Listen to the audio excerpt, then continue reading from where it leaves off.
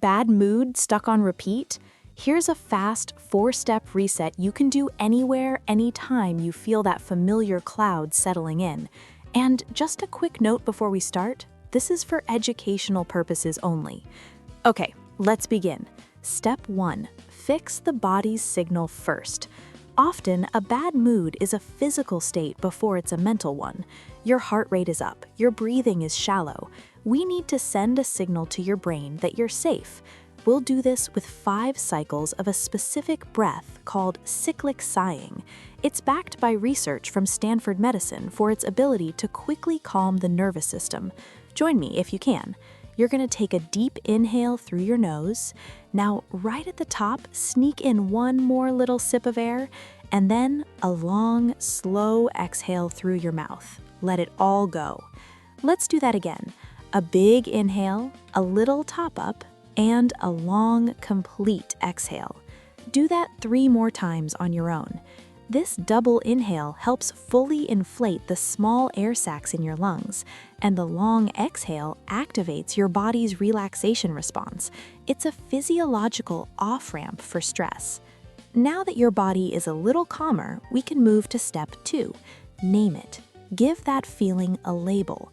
This technique, known as affect labeling, has been shown to actually reduce emotional reactivity in the brain. It's like turning on a light in a dark room. Suddenly, the scary shadow just becomes a coat rack. But the language here is crucial. Say to yourself, "I'm feeling frustrated," or "I'm feeling anxious." Don't say, "I am frustrated." This creates a small but powerful distance. The feeling is something you are experiencing, not something you are. It's a temporary weather pattern, not your entire climate. So take a moment. What are 1 or 2 words for what you're feeling right now? Just name it without judgment. All right, step 3 is simple. Move for 60 seconds. This is not a workout. You don't need to change your clothes or even break a sweat. The entire goal is to interrupt the pattern and change your physical state, which immediately influences your mental state. You could stand up and march in place while you listen to this. You could do a slow, gentle stretch, reaching your arms to the ceiling. Or you could just shake out your arms and legs, literally shaking off some of that stagnant energy. Just 1 minute. That's it.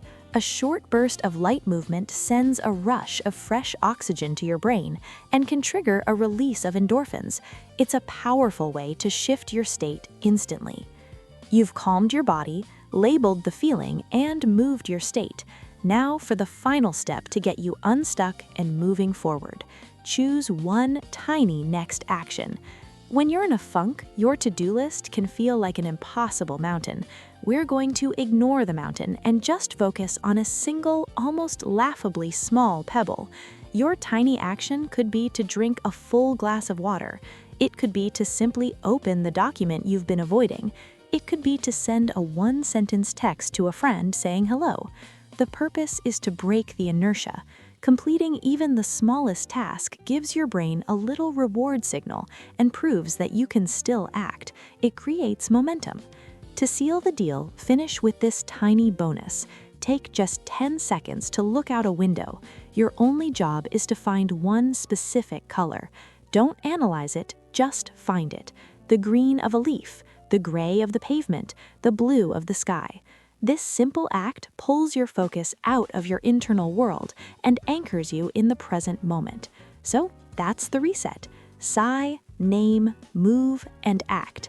These tools work differently for everyone, so I'm curious, which part of this reset do you feel would work best for you? The sigh, the name, or the move? Drop a comment with just one of those words. It's always fascinating to see what connects. Try this out next time you feel stuck. Thanks for listening.